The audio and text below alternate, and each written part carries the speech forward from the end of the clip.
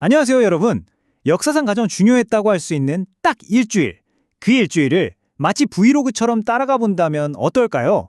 오늘 바로 그 얘기를 해보려고 합니다. 자, 먼저 한번 생각해 볼까요? 여러분의 일주일은 보통 어때요?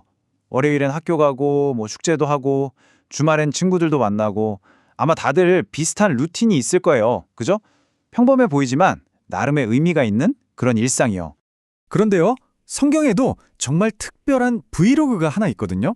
바로 예수님의 마지막 일주일에 대한 기록이에요. 십자가에 달리시기 전 그 결정적인 일주일 동안 매일매일 무슨 일이 있었는지 정말 생생하게 담겨 있습니다. 자, 그럼 지금부터 그 시간 속으로 한번 들어가 볼까요? 네, 그래서 오늘은요. 먼저 브이로그의 시작인 일요일과 목요일부터 화요일부터 목요일까지 있었던 경고와 배신, 그리고 금요일의 십자가와 토요일의 침묵까지 요일별로 쭉 따라가 볼 거고요. 마지막으로 이 일주일이 왜 우리에게 중요한지 그 의미까지 짚어보겠습니다. 자, 브이로그 첫날부터 시작해 볼게요. 일요일과 월요일인데요. 이틀 동안 정말 극과 극의 분위기를 경험하게 되십니다. 엄청난 환호를 받으며 왕처럼 입성했다가 바로 의로운 분노를 터뜨리시거든요. 일요일 드디어 예루살렘에 입성하십니다. 와, 이때 분위기가 정말 장난 아니었어요. 거의 슈퍼스타의 등장이었죠. 사람들이 막 종려나무 가지를 흔들면서 호산나 외치고 그야말로 열광적인 환영을 받으셨어요. 근데 여기서 중요한 게 예수님은 말을 타지 않고 평화의 상징인 어린 나귀를 타고 오셨다는 거예요. 힘이 아니라 사랑으로 다스리는 왕이라는 걸 보여주는 아주 의미심장한 장면이었죠. 그런데 이 축제 같은 분위기는요, 하루 만에 완전히 바뀝니다. 바로 다음 날인 월요일, 예수님께서 성전에 가셨는데 거기서 뭔가를 보시고는 분위기가 순식간에 싸늘해져요. 긴장감이 확 흐르기 시작한 거죠. 예수님께서 이렇게 말씀하셨어요.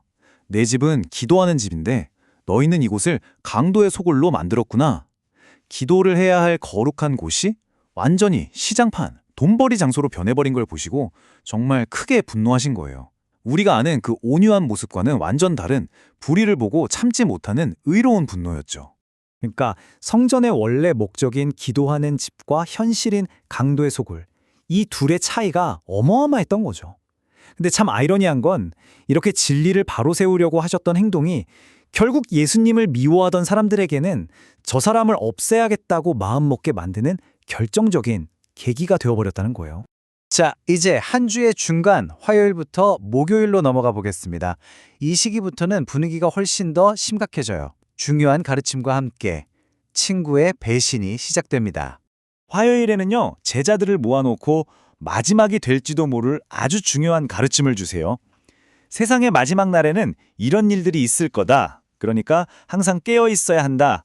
이렇게 말씀하시면서 언젠간 자신이 다시 이 땅으로 돌아올 거라는 예언을 하십니다.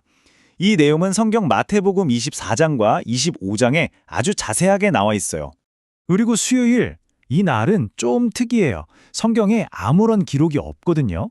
그래서 많은 사람들이 아마 예수님께서 잠시 쉬셨을 거라고 생각해요.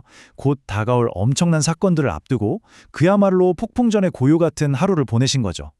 그리고 목요일 상황이 정말 숨가쁘게 돌아갑니다. 아침에는 제자였던 가룟 유다가 예수님을 팔아넘길 계획을 세우고요. 저녁에는 우리가 최후의 만찬이라고 부르는 제자들과의 마지막 식사를 하세요. 그리고 그날 밤 겟세마네 동산에서 땀이 핏방울처럼 될 정도로 정말 처절하게 기도하십니다. 이제 이 일주일의 클라이맥스, 가장 고통스러운 날인 금요일입니다. 정말 이야기의 가장 힘든 부분이라고 할 수 있어요. 생각해보세요. 목요일 밤 늦게 기도하신 순간부터 금요일 오후에 돌아가시기까지 거의 20시간이에요. 이 시간 동안 잠 한숨 못 주무시고 상상할 수 없는 고통을 전부 견뎌내신 겁니다. 그 끔찍한 여정은 이랬습니다. 한밤중에 갑자기 체포되셔서 밤새도록 불법적인 재판을 받으셨어요.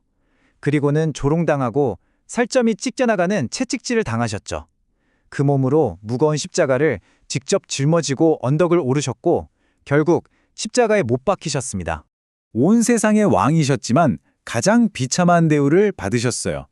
머리에는 날카로운 가시관을 쓰셨고 군인들은 침을 뱉고 때렸습니다. 입고 계신 옷마저 빼앗겨서 자기들끼리 나눠 가졌죠. 바로 어제까지 환호하던 사람들은 십자가에 못 박아라, 이렇게 3번이나 외쳤어요. 그런데 이 모든 걸 겪으시면서도 예수님은 자신을 조롱하는 그 사람들을 위해 기도하셨습니다. 용서해 달라고요.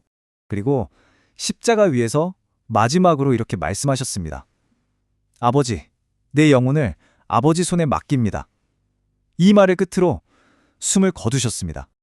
그 끔찍했던 금요일이 지나고 토요일이 왔습니다. 세상은 깊은 침묵에 잠겼죠. 이날은 예수님의 몸이 봉인된 무덤 안에 있던 날이에요.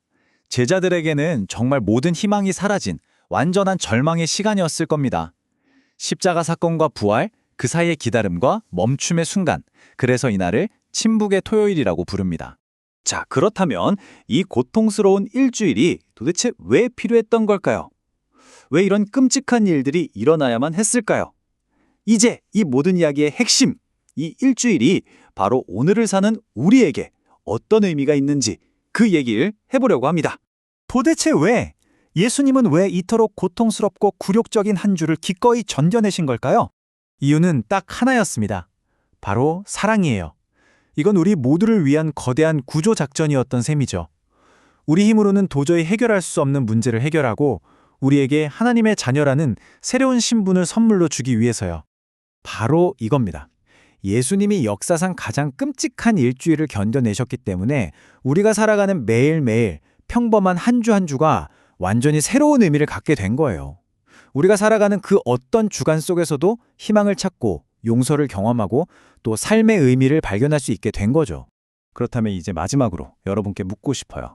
예수님의 이 특별한 일주일에 대한 이야기를 들은 지금 여러분의 평범한 일주일을 어떻게 바라보게 되셨나요? 이 이야기가 여러분의 삶을 어떻게 바꿀 수 있을까요? 한번 깊이 생각해 보시면 좋겠습니다.